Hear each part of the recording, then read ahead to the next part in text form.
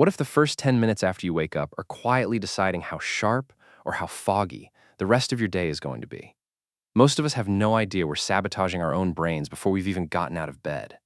Today, that changes. Hey, welcome back. If you've ever felt mentally slow in the morning, like your brain needs 3 cups of coffee just to load, this video is for you. I'm going to walk you through 3 morning habits that are backed by real research on how your brain actually works. Not hacks.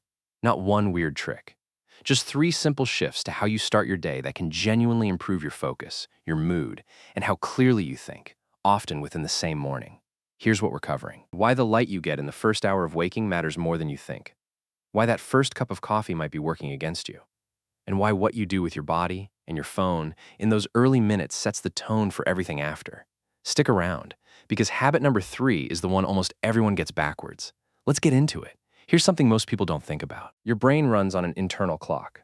Scientists call it your circadian rhythm, basically a 24-hour cycle that tells your body when to feel awake and when to feel sleepy.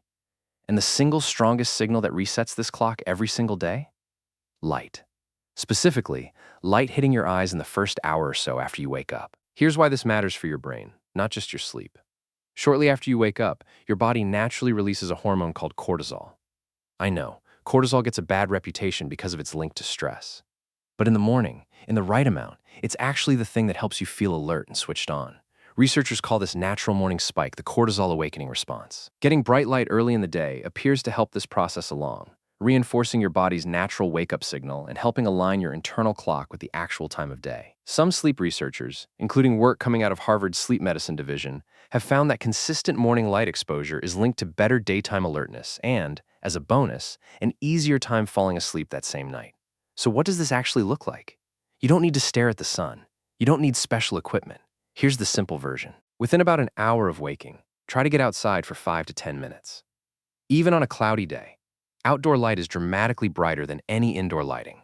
We're talking possibly 10 to 20 times brighter, sometimes more. If getting outside isn't realistic, maybe it's freezing. Maybe you're in a windowless office by 8 a.m. Sitting near a bright window while you have your coffee or check your messages is a solid second option. Sunglasses aren't required for this. In fact, for this specific purpose, skip them if you can. You want the light actually reaching your eyes. Now, a quick, honest caveat, because I promised you no overhyped claims.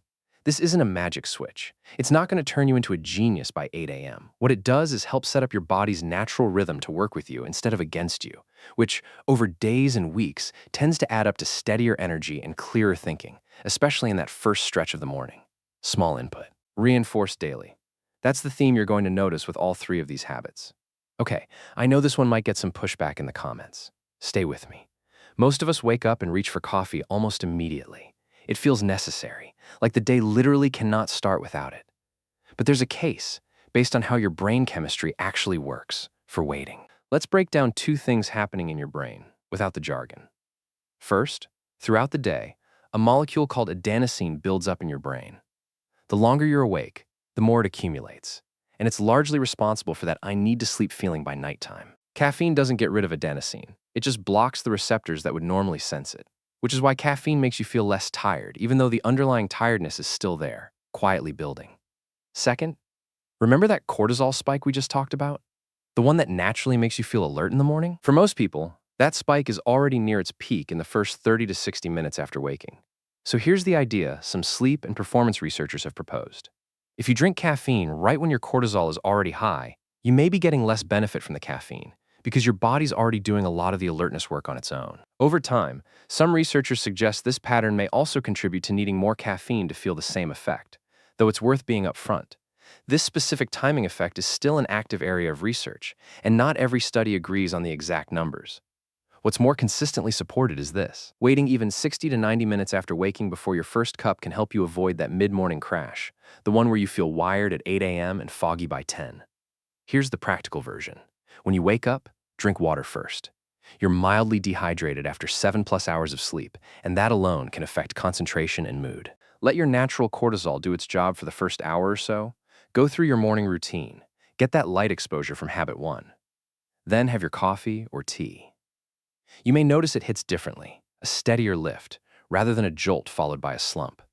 And to be clear, this isn't about quitting caffeine or treating it like the enemy. Caffeine is one of the most studied substances on Earth, and for most healthy adults, it's genuinely fine. This is just about timing it to work with your biology instead of fighting it first thing in the morning. Okay, habit number 3, and this is the one I think matters most because it's really two small habits working together. Here's the pattern for a lot of us. Eyes open, phone in hand, scrolling through emails, messages, and notifications before our feet have even hit the floor.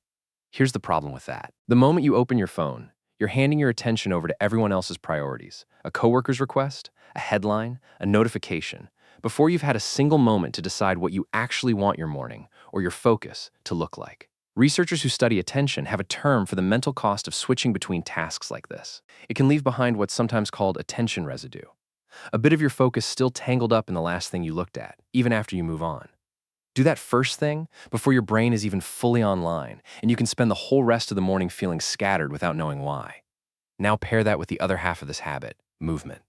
You don't need an intense workout. Research on exercise and brain function has fairly consistently found that even light to moderate movement, a walk, some stretching, a few minutes of bodyweight exercises, increases blood flow, including blood flow to the brain, and is linked with improved mood and alertness afterward. Some studies suggest these effects on focus can last for a few hours. So here's the combined habit. Before you open your phone for anything other than turning off your alarm, get 5 to 10 minutes of movement. A walk around the block, some stretching on the floor. Whatever's realistic for you. Try to delay checking email, messages, and social media until after that movement, and ideally, after you've had a moment to think about what you actually want to get done that day. I want to be honest with you. This is the hardest of the 3 habits for most people, including me. The phone is right there. It's genuinely difficult to resist. But even delaying it by 15 or 20 minutes, just enough time to move a little and let your own brain wake up on its own terms, tends to make a noticeable difference in how settled and clear-headed the rest of the morning feels. Let's bring it together. 3 habits. 1. Get real light exposure within the first hour of waking, ideally outside. 2. Delay your first caffeine by 60 to 90 minutes and hydrate first. 3. Move your body and hold off on your phone before your brain has had a chance to properly wake up. None of these require special equipment. None of them take more than a few extra minutes. And you don't need to do all 3 perfectly starting tomorrow. Even picking one and sticking with it for a couple of weeks is a completely reasonable place to start. So here's my question for you. Out of these 3, which one are you actually going to try tomorrow morning? Drop it in the comments. I read every one, and honestly, it helps me know what to cover next. If this was useful, hit subscribe so you don't miss the next video. I'm covering evening habits that affect sleep quality next week, and it pairs perfectly with this one. And if you know someone who always says they just can't function in the morning, send them this. It might actually help. Thanks for watching. I'll see you in the next one.